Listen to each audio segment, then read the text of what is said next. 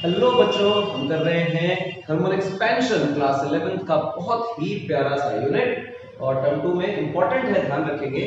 Thermal expansion भी important है, heat transfer भी इंपॉर्टेंट है और conduction convection radiation modes of heat transfer, इसके बाद कैलोरीमेट्री भी इंपॉर्टेंट है। केटीजी तो है ही और थर्मोडायनामिक्स तो महान है। और ये पूरी यूनिट इंपॉर्टेंट भी है, बहुत सारा ज्ञान देके जाती है और पेपर के पर्सपेक्टिव से तो मार्क्स लेके आती है। हम मिल रहे हैं आरटी एकेडमी में। मेरा नाम है इंद्रजीत सिंह, मैं हूँ आईआईटी कानपुर से और हम करते हैं थर्मल एक्सपेंशन की बेसिक छोटी मोटी नन्ही मुन्नी बातें। लास्ट लेक्चर में हम लोग थर्मल एक्सपेंशन में सॉलिड्स में लीनियर और सुपरफिशियल एक्सपेंशन देख चुके थे, यानी अल्फा और बीटा की जानकारी ले चुके थे, उनकी यूनिट्स वो कैसे बदलती हैं, एक्सेट्रा एक्सेट्रा। आज हमारा डिस्कशन जो मेन है वो है वॉल्यूम एक्सपेंशन पर। हम वॉल्यूम एक्सपेंशन पे डिस्कशन करेंगे। This is our volume expansion. देखिए भाई, ये वॉल्यूम एक्सपेंशन नाम की चीज क्या है?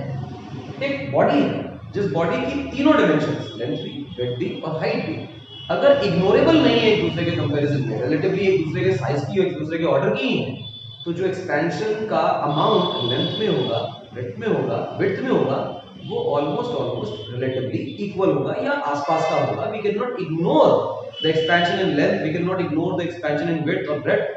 तो हम कहेंगे कि जब तीनों ही डायमेंशंस में एक्सपेंशन को इग्नोर ना किया जा सके, या ऐसा कह लें कि तीनों ही डायमेंशंस में कोई भी डायमेंशन एक दूसरे डायमेंशन के सामने इग्नोरेबल अमाउंट में नहीं है, तो जो एक्सपेंशन होगा वो कंसीडरेबली वॉल्यूम एक्सपेंशन होगा। रियलिटी तो ये है कि किसी भी मटेरियल में एक्सपेंशन वॉल्यूम एक्सपेंशन ही होता है। बस हम लोग एक अप्रोक्सीमेशन ले लेते थे कि क्रॉस सेक्शन एरिया इग्नोरेबल है तो छोड़ दीजिए एरिया को, सिर्फ लेंथ का एक्सपेंशन ले लीजिए। थिकनेस इग्नोरेबल है तो सिर्फ एरिया का एक्सपेंशन ले लीजिए। वो अप्रोक्सीमेशंस थे, ये रियल कहानी है।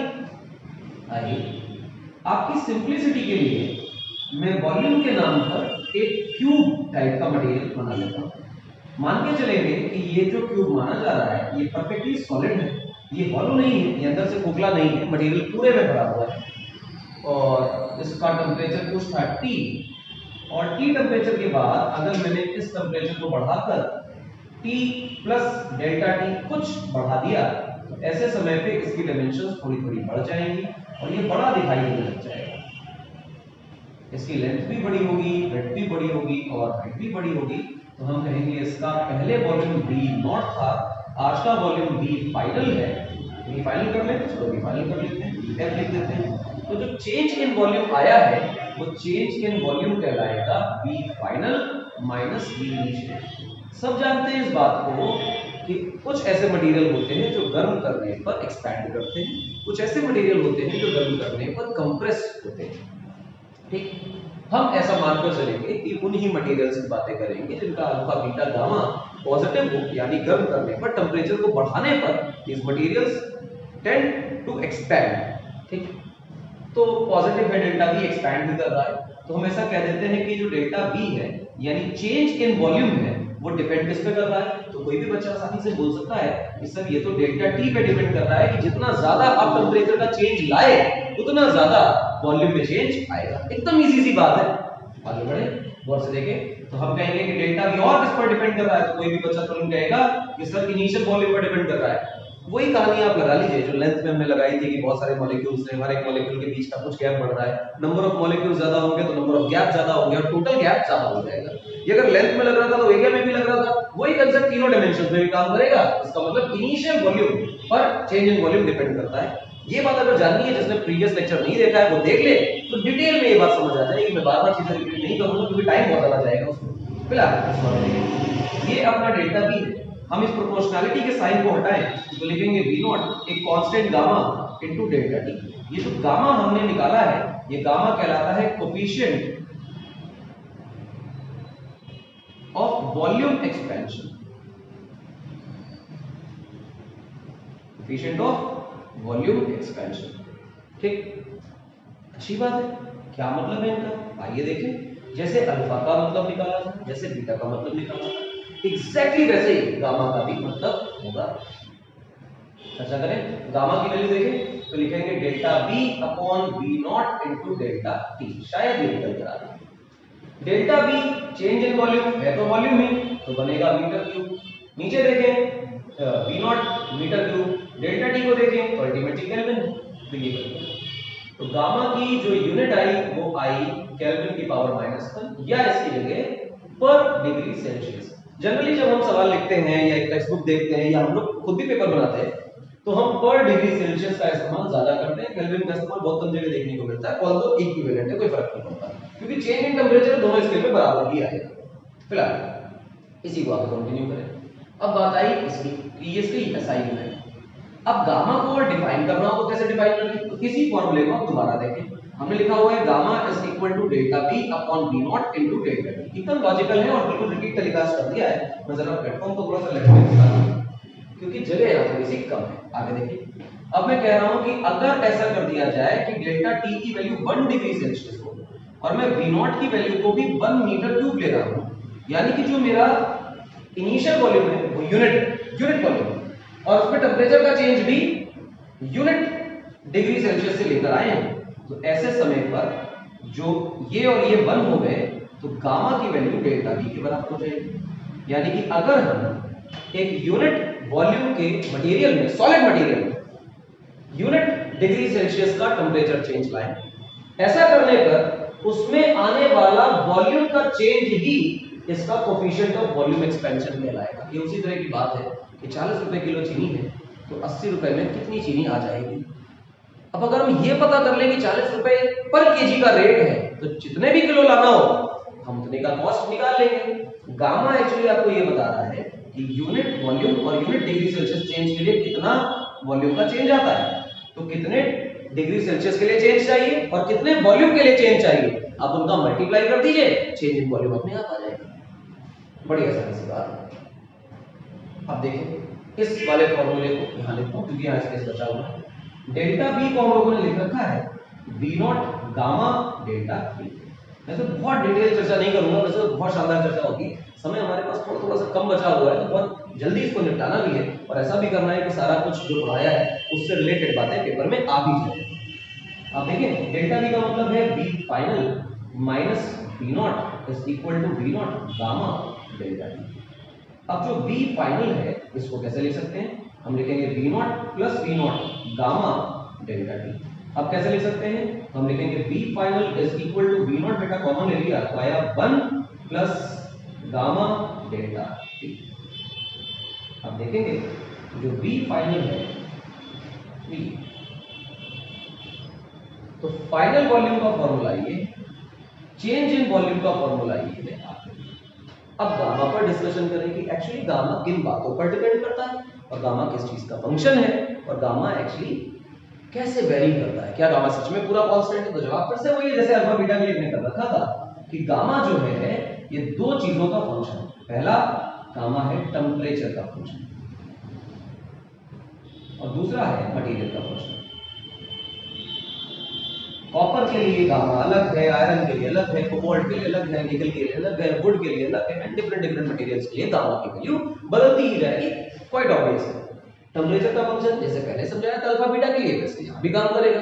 क्या काम करेगा कि अगर एप्रिशिएबल चेंज इन टेंपरेचर लाया जाए, एप्रिशिएबल तो 20 25 30 डिग्री सेल्सियस भी होता है, ये सफिशिएंट टेंपरेचर चेंज है लेकिन हमारी बॉडीज के लिए, लेकिन ये जो गामा की वैल्यू है सॉलिड मटेरियल्स के लिए, मेटल्स के लिए, छोटे मोटे टेंपरेचर चेंजेस के लिए गामा की वैल्यू नहीं बदलती है। 500-600 डिग्री सेल्सियस अगर टेंपरेचर चेंज लाए तो ऐसे समय पर गामा की वैल्यू सफिशिएंटली चेंज हो जाती है। लेकिन छोटे मोटे टेंपरेचर चेंज के लिए 60 डिग्री सेल्सियस के लिए, 70 100 200 के आसपास के टेंपरेचर चेंजेस के लिए गामा की वैल्यू में 10 टू पावर -5 के ऑर्डर का चेंज आता है। 10 टू पावर -5 का मतलब 0 के बाद डेसिमल के बाद 5 0, लगभग इग्नोरेबल टाइप की क्वांटिटी हो गई। तो जवाब है ना, ये इग्नोरेबल टाइप का चेंज आता है जिसकी वजह से हम टेंपरेचर का फंक्शन इसे मानते नहीं होता है, लेकिन जो चेंजेस हम अपने कोर्स में पढ़ने वाले हैं इसमें हम टेंपरेचर का फंक्शन इसे नहीं मानेंगे। उसका लॉजिक सिर्फ इतना होगा कि ठीक ठाक रेंज में भी टेंपरेचर की ये गामा की वैल्यू बदलती नहीं है। लेकिन अगर मान लीजिए सर इसकी वैल्यू टेंपरेचर के साथ बदल ही रही हो तो हम इसको कैसे करें, तो आइए देखिए। और क्या ये फॉर्मूला सही होगा, तो जवाब है नहीं। वेरिएबल केस में कभी भी एवरेज फॉर्मूला ठीक नहीं होता है, उसके लिए हमें सबसे पहले इंटीग्रेट करना पड़ता है, डिफरेंशियल फॉर्मूला करेक्ट होता है। तो हम कहेंगे कि dv का जो वॉल्यूम चेंज है, dv differential change in volume, बहुत छोटा चेंज, इस बात पर डिपेंड करता है कि dt कितना है। डिफरेंशियल चेंज इन टेंपरेचर, बहुत छोटा चेंज इन टेंपरेचर, और इस बात पर डिपेंड करेगा ही करेगा कि इनिशियल वॉल्यूम कितना है। तो dV is equal to V naught gamma as a function of temperature into dV। ये क्या किया, गामा भी हमने बोला है कि टेम्परेचर का फंक्शन है और होता है, तो हम ये मान लें कि वो कांस्टेंट नहीं है, तो किसका फंक्शन होगा, टेम्परेचर का। मटेरियल का भी तो है, अरे कोई तो रॉड लोगे, कॉपर ले ली फिक्स हो गया, आयरन लिया फिक्स हो गया, तो किसी भी मटेरियल की तो हम क्या करें, कुछ नहीं, हम लिखें व्हाट इज dV का इंटीग्रेशन, लिखेंगे V नॉट बाहर कांस्टेंट है, integral of gamma as a function of temperature into dV। अच्छा, अच्छी बात है, एकदम नॉर्मल। इसको जब आप बेटे इंटीग्रेट करेंगे dV को, तो ये बनेगा V final minus V initial that is equal to V naught integration of gamma as a function of temperature into dV। मैं इधर लिखूंगा इसके बाद V फाइनल की अगर आप वैल्यू को देखेंगे तो ये आएगा V नॉट कॉमन इन दोनों क्वांटिटीज से, और अंदर बचेगा 1 plus integral of gamma as a function of temperature into dV। ये बन गया बेटे आपके लिए। अब यहां से अगर कहा जाए इफ गामा इज कांस्टेंट यानी टेम्परेचर का फंक्शन नहीं है, तो वो इंटीग्रेशन के बाहर आ जाएगा, तो V final is equal to V naught और अंदर 1 प्लस गामा डेल्टा T। तो वही फॉर्मूला आ गया जो हमने एवरेज फॉर्म में पहले पढ़ा। अब गामा का टेम्परेचर वेरिएशन कोर्स के हिस्से में नहीं है, हम मानते हैं कि गामा कांस्टेंट है। 99% सवालों में गामा कांस्टेंट ही मिलता है, तो ये डेरिवेशन के तौर पर बहुत खूबसूरत तरीके से पूछा जाता है, आपको पता होना चाहिए। लेट्स टेक अ स्क्रीनशॉट, उसके बाद आगे बढ़ेंगे। अब बात ये है कि कोई बच्चा ऐसा सोच सकता है कि सर मान लीजिए आपने कॉपर लिया, कॉपर का वायर लेंगे तो वी विल डिफाइन कि भैया इसका लीनियर एक्सपेंशन होगा। कॉपर की अगर कोई शीट लेंगे तो थिन हो, थिक ना हो, मोटी ना हो, बहुत पतली सी शीट लेंगे तो we will define beta out of it कि सुपरफिशियल एक्सपेंशन है, सरफेस का एक्सपेंशन हो रहा है। If we take a cube or sphere or anything heavy material, heavy block of a big block of copper, तो हम कहेंगे इसमें वॉल्यूम एक्सपेंशन हो रहा है, we will define gamma out of it। एक ही मटेरियल है, हम उसका शेप बदल देते हैं, उसकी डायमेंशन बदल देते हैं, तो कभी अल्फा डिफाइन करते हैं, कभी गामा डिफाइन करते हैं, कभी बीटा डिफाइन करते हैं, लेकिन इस आदमी के कॉपर है तो मटेरियल एक ही, इसका टेम्परेचर का फंक्शन भी कुछ है, तो एक्सपैंड कैसे कर रहा है, जब हम उसको पतला पतला वायर में कन्वर्ट कर देते हैं तो लेंथ के अबाउट एक्सपैंड करता है। वी कंस्ट्रेन कि एरिया में एक्सपेंशन बहुत कम हो जाए, उसका इस तरह से एरिया छोटा कर दिया जाता है, लेकिन कॉपर के फैलने का तरीका तो एक ही होगा, मटेरियल तो एक ही है। छोटा छोटा काट देने से, पतली शीट पे कन्वर्ट कर देने से, बहुत मोटा ब्लॉक ले लेने से कॉपर के फैलने के तरीके में कोई परिवर्तन नहीं आएगा। इसका मतलब इस अल्फा में, बीटा में और गामा में कोई संबंध जरूर होगा।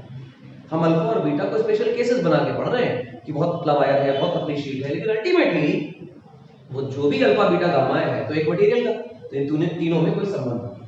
तो इस संबंध के लिए alpha is to beta is to gamma is equal to 1 is to 2 is to 3 होता है। बहुत स्टैंडर्ड फार्मूला है जो लगातार किया जाता है, मगर ये करना बहुत जरूरी है और सोचना इसलिए इंपॉर्टेंट है कि पूछा जाता है क्योंकि एक ही मटेरियल है, हम जब उसको वायर में कन्वर्ट करते हैं तो उसका अल्फा डिफाइन करते हैं, शीट में कन्वर्ट करते हैं तो बीटा डिफाइन करते हैं, और बल्क मटेरियल लेते हैं तो गामा डिफाइन करते हैं।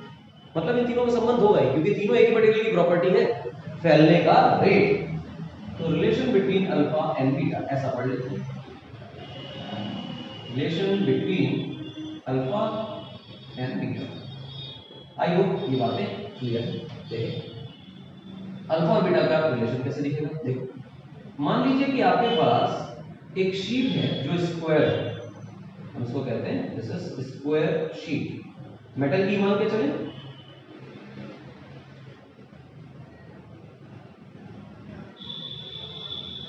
एक मीटर की ये शीट, कोई परेशानी वाली बात नहीं, किसी टेम्परेचर T पर थी और यहां से ये T+1 पर चली गई। T+1 का क्या मतलब हुआ, कुछ खास नहीं है, 1 डिग्री सेल्सियस का चेंज लिया है, तो इसका मतलब क्या हुआ कि जो डेल्टा T है बेटे आपके लिए वो 1 डिग्री सेल्सियस है। अगर मैं इनिशियल एरिया निकालने की मेरे बच्चों कोशिश करूं तो मैं कहूंगा लेंथ इनटू ब्रेड्थ यानी कि 1 metre square. Okay, initial area 1 है, 1 डिग्री सेल्सियस का चेंज लाए, तो जो चेंज इन एरिया आएगा वही तो हमारा बीटा होगा। जरा बीटा का फॉर्मूला को याद करो, बीटा का फॉर्मूला कहता है कि जो चेंज इन एरिया आ रहा है upon original area into delta T. इसका मतलब ये हुआ कि अगर मैंने a नॉट को 1 ले रखा है और डेल्टा टी को भी 1 ले रखा है, तो जो बीटा है वो अल्टीमेटली डेल्टा a के बराबर है। जी हां, डेल्टा a के बराबर, जितना एरिया में चेंज आ जाएगा। अच्छा, कितना हो जाएगा? कुछ हो जाएगा। हर तरफ से बढ़ेगा क्या? जवाब है हाँ, हर तरफ से बढ़ेगा। तो कुछ ऐसा हो जाएगा, इतना बड़ा हो जाएगा। ये शुरुआत में 1 1 1 और 1 था, इसलिए इतना बड़ा है। तो इसको जरा थोड़ा सा ट्रिक से सोचते हैं, अलग तरीके से सोचते हैं। इसको ऐसे सोचते हैं कि मान लीजिए कि ये ऐसे छोटे छोटे पतले पतले वायर्स हैं, ये बहुत ज्यादा नहीं बनाऊंगा, जस्ट टेक अ लुक। ये पतले पतले वायर्स थे। कैसे वायर्स थे? जैसे आप अपने घरों में देखें छोटे छोटे पतले पतले वायर्स, वैसा ही ये एक तरह का वायर। छोटे छोटे चिप्स में हम काट के सोचे, इसको इमेजिन करें तो एक वायर की लेंथ कितनी है? 1। और क्योंकि जब इसको वायर में कंसीडर कर लिया है तो इस वायर पे हम क्या डिफाइन करते हैं? अल्फा। और हम जानते हैं कि L0 की वैल्यू 1 हो चुकी है, क्योंकि इस पतले से वायर की लेंथ कितनी है? 1। और डेल्टा टी इस वायर के लिए भी तो 1 डिग्री सेल्सियस है। उसका लॉजिक क्या है कि भैया जब पूरी शीट में 1 डिग्री सेल्सियस का टेम्परेचर का चेंज है तो उसके हिस्से में कितना है? उतना ही है जितना पूरी शीट में। और हमें पता है कि अल्फा की वैल्यू होती है delta L divided by L0 delta T। मैं जानबूझ के L0 को भी 1 कर चुका हूं और T को भी 1 कर चुका हूं, तो अल्फा बिकम्स डेल्टा L। ओहो, चेंज इन लेंथ अल्फा के बराबर है। तो भाई हां यार, चेंज इन लेंथ तो अल्फा के बराबर है। अगर चेंज इन लेंथ अल्फा के बराबर है तो मैं कहूंगा व्हाट इज फाइनल लेंथ? तो तुम कहोगे final length is initial length plus delta L, यानी चेंज इन लेंथ। यही तो मतलब है। हाँ, हम क्या कहेंगे? L0 plus alpha. सही बात है, बिल्कुल सही बात है। इसका मतलब ये L0 की जगह देखो हमने क्या ले रखा है, तो फाइनल लेंथ जो है वो 1 प्लस अल्फा हो जाएगी। तो देखो ये वाला जो वायर है इसकी लेंथ हो जाएगी 1 प्लस अल्फा। लेकिन तुम इसको ऐसे भी देखो, ये ऐसे भी तो वायर में काटा जा सकता है। और अगर ये ऐसे वायर में कटेगा, इसकी इनिशियल लेंथ 1 है और इसमें टेंपरेचर का चेंज भी 1 डिग्री सेल्सियस का है, तो इसकी भी फाइनल लेंथ कितनी हो जाएगी? 1 प्लस अल्फा। तो ये कितना हो गया? 1 प्लस अल्फा। अब बहुत सही, अगर मैं ओरिजिनल एरिया की बात करूं तो वो 1 मीटर स्क्वायर था। अगर मैं फाइनल एरिया की बात करूं तो वो 1 प्लस अल्फा का होल स्क्वायर है। उसका लॉजिक ये है कि बाहर वाले को देखो, ये भी 1 प्लस अल्फा होगा, नीचे वाले को देखो, ये भी 1 प्लस अल्फा होगा, अभी भी ये स्क्वायर है जिसकी साइड 1 प्लस अल्फा हो चुकी है। ओहो, मजा आ गया। फाइनल एरिया निकाल लिया भाई साहब आपने। फाइनल एरिया क्या होगा? होगा 1 square plus alpha square plus 2 into 1 into alpha. अच्छी बात है, सब कुछ नॉर्मल है। पर एक चीज की प्रॉब्लम है, सुनिए। ये जो अल्फा है ना, ये 10 to power -4, 10 to power -5 या 10 to power -6 इवन चला जाता है। 10 to power -5 से लेकर 10 to power -6 तक की रेंज में वेरी करता है। तो ये अल्फा की वैल्यू बहुत छोटी है, 10 to power -5 के ऑर्डर में, और उसका स्क्वायर तो 10 to power -10 के ऑर्डर में चला जाएगा। तो 1 के आगे तो इग्नोरेबल होगा, डेसिमल के आगे 10 जीरो इग्नोरेबल है यार। एंगस्ट्रॉम की यूनिट है, 1 मीटर के आगे क्या ही जोड़ रहे हो? तो हायर ऑर्डर अल्फास को इग्नोर किया जा सकता है। We should to be 0, we should that alpha to be 0। 1 plus 2 alpha is your area final. Now what is beta? Beta is nothing but delta A upon original A into delta T. Original A जो था वो तो 1 था और वो delta T भी 1 था। Delta A की वैल्यू लिखी जा सकती है final area minus initial area. Final area अभी हमने निकाला, that is approximately 1 plus 2 alpha, और माइनस इनिशियल एरिया हम पहले ही लिख चुके हैं, that is 1 metre square, that is 1। 1 से 1 कैंसिल हो गया और हमें मिला beta is equal to 2 alpha. बड़ा ही आसान, सरल, सुंदर तरीका बीटा और अल्फा निकालने का, यानी कि बीटा अल्फा का जस्ट डबल होता है। तो ध्यान रखिएगा, ये जो आप अप्रोक्सीमेशन ले रहे हैं इसमें बहुत ज्यादा तूल मत दीजिएगा कि अप्रोक्सीमेशन लिया है, शायद वो एग्जैक्टली 2 अल्फा के बराबर नहीं होता है। तो लॉजिक लगाओ यार, ये 10 टू पावर -5 के ऑर्डर का है और ये 10 टू पावर -10 के ऑर्डर का हो गया, 1 लाख गुना छोटा हो चुका है। 1 in a million वाली कहानी हो गई, उससे थोड़ी छोटी लेकिन still 1 in a million type की कहानी होगी, टाइप की कहानी होगी। तो इग्नोर ही कर दो, तो बहुत अच्छा अप्रोक्सीमेशन है, मतलब इसमें एरर के चांसेस कम है। तो टेक अ स्क्रीनशॉट, इसके बाद हम चर्चा करेंगे।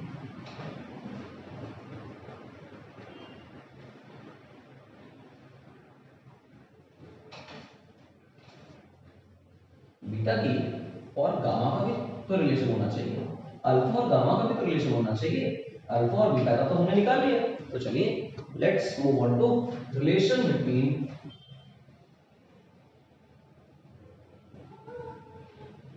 Alpha and gamma.